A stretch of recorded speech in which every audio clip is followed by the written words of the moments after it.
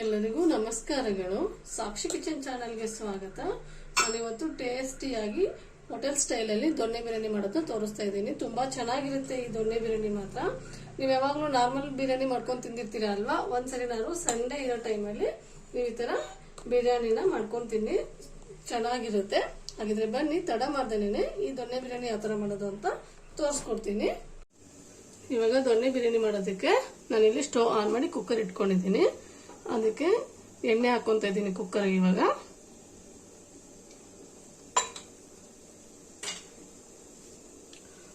ಒಂದು 4 ರಿಂದ 5 ಸ್ಪೂನ್ ಆಗೋಷ್ಟು ಎಣ್ಣೆ ಹಾಕೊಂಡಿದ್ದೀನಿ.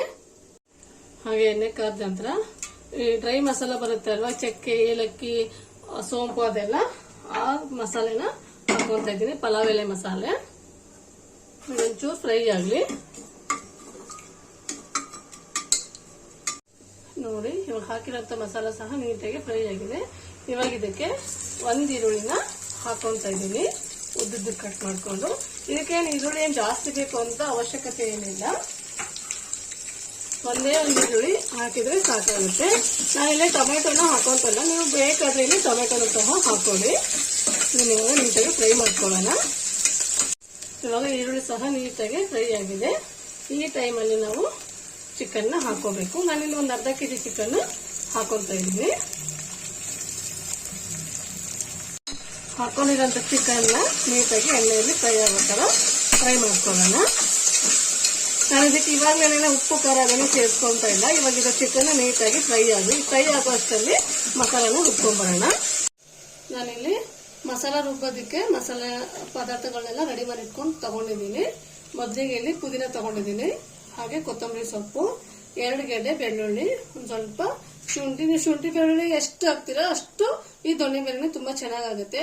ಹಾಗೆ 5 ರಿಂದ 6 ಹಸಿಮೆಣಸಿನ್ಕಾಯಿ, ಒಂದೇ 1 ಈರುಳ್ಳಿ, ಒಂದು 8 ರಿಂದ 10 ಕಾಳು ಮೆಣಸು ತಗೊಂಡಿದ್ದೀನಿ, ಒಂದು ಸ್ವಲ್ಪನೇ ಸ್ವಲ್ಪ ಚಕ್ಕೆ ತಗೊಂಡಿದ್ದೀನಿ. ಇದನ್ನೆಲ್ಲ ಮಿಕ್ಸಿ ಜಾರಿಗೆ ಹಾಕೊಂಡು ರುಬ್ಕೊಂಡು ತಗೊಂಡ್ ಬರ್ತೀನಿ. ನೋಡಿ, ನಾನು ಇವಾಗ ಮಸಾಲಾನ ಈ ತರ ರುಬ್ಕೊಂಡು ತಗೊಂಡ್ಬಂದಿದ್ದೀನಿ. ಎಷ್ಟು ಗ್ರೀನಿಶ್ ಆಗಿದೆ ನೋಡಿ. ಈ ದೊಣ್ಣೆ ಬಿರಿಯಾನಿ ಅಂದ್ರೆ ಅಷ್ಟೇ ಅಲ್ವಾ, ಗ್ರೀನ್ ಆಗಿದ್ರೆ ದೊಣ್ಣೆ ಬಿರಿಯಾನಿ ಅಂತ ಅನ್ಕೋಬೇಕು. ತುಂಬಾ ಚೆನ್ನಾಗಿರುತ್ತೆ ದೊಣ್ಣೆ ಬಿರಿಯಾನಿ. ಇವಾಗ ಮಸಾಲೆನೂ ಸಹ ರೆಡಿ ಆಗಿದೆ. ಇವಾಗ ಇದನ್ನ ಸೇರಿಸ್ಕೊಳ್ಳೋಣ. ನೋಡಿ, ಹಾಕಿರೋಂಥ ಚಿಕನ್ ಸಹ ನೀಟಾಗಿ ಫ್ರೈ ಆಗಿದೆ. ಇವಾಗ ನಾನೇನು ಮಸಾಲ ರುಬ್ಕೊಂಡಿದ್ನಲ್ಲ ಆ ಮಸಾಲಾನ ಸೇರಿಸ್ಕೊಳ್ತಾ ಇದ್ದೀನಿ.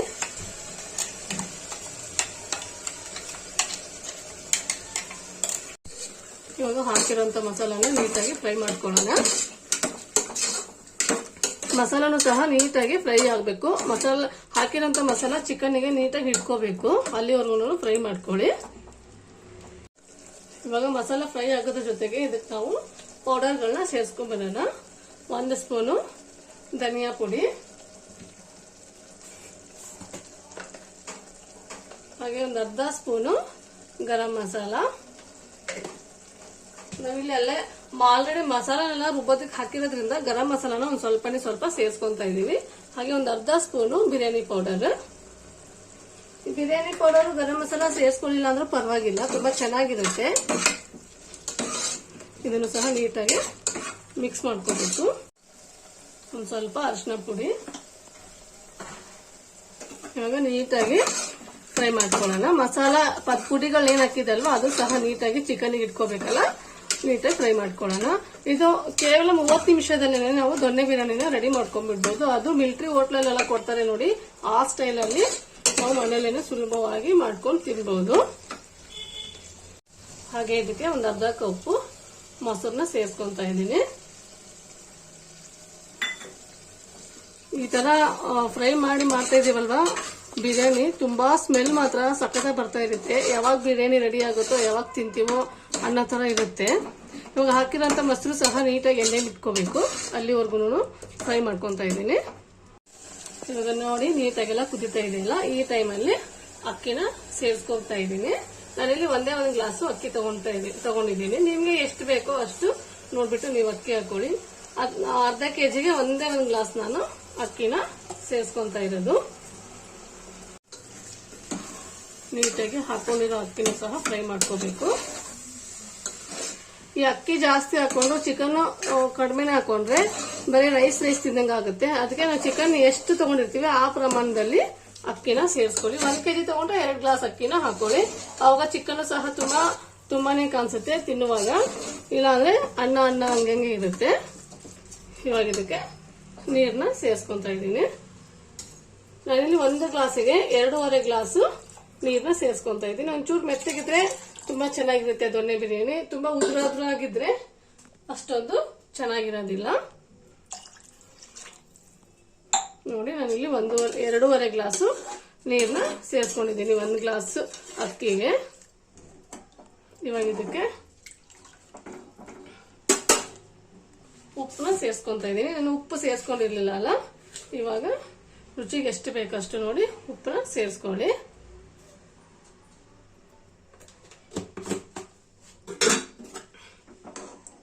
ಒಂದ್ಸರಿ ಈ ತರ ಕೈ ಆಡಿಸ್ಬಿಟ್ಟು ಲಿಡ್ನ ಕ್ಲೋಸ್ ಮಾಡಬೇಕು.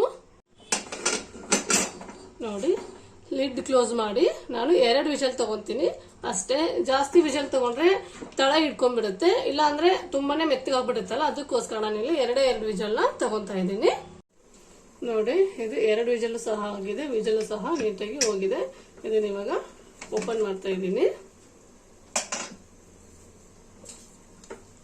ನೋಡಿ ಇಷ್ಟು ಚೆನ್ನಾಗಿ ಉದ್ರುದ್ರಾಗಿನೂ ಆಗಿದೆ, ಹಾಗೆ ಮೆತ್ತಗೂ ಸಹ ಆಗಿದೆ. ಸ್ವಲ್ಪ ನೀರನ್ನ ಜಾಸ್ತಿ ಹಾಕೊಂಡ್ರೆ ತುಂಬಾ ಚೆನ್ನಾಗಿ ಬರುತ್ತೆ.